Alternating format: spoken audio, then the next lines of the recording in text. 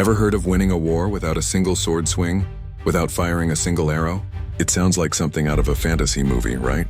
But this is the incredible true story of the city of Jericho, and how an entire army brought its walls down with nothing but faith, obedience, and a whole lot of walking.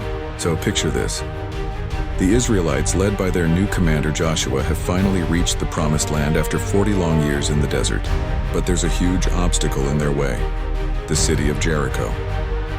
This wasn't just some small town. Jericho was a fortress.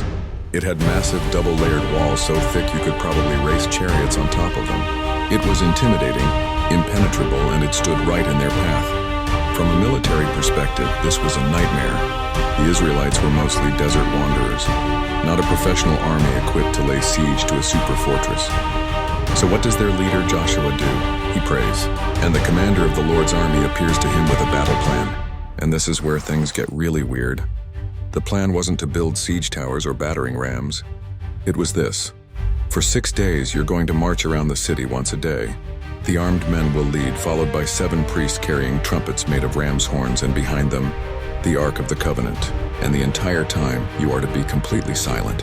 No talking, no battle cries, just the sound of your feet and the priests' trumpets. Can you imagine being one of those Israelite soldiers? Wait, what? We're just walking for a week in silence?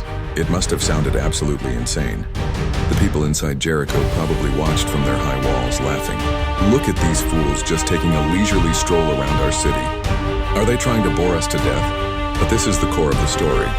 Obedience even when you don't understand. The Israelites had a choice. They could have relied on their own logic, which would have told them this was a terrible idea. Or they could trust that God's plan, no matter how strange, was the right one.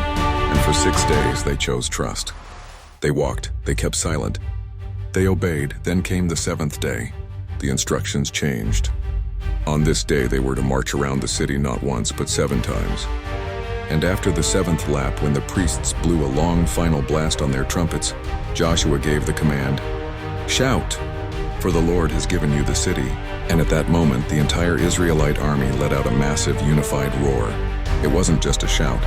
It was an explosion of faith built up over 7 days of silent obedience. And in that instant, the impossible happened. The Bible says the walls of Jericho fell down flat, not crumbled, not breached in one spot. They collapsed, creating a ramp for the Israelite army to charge straight in and capture the city.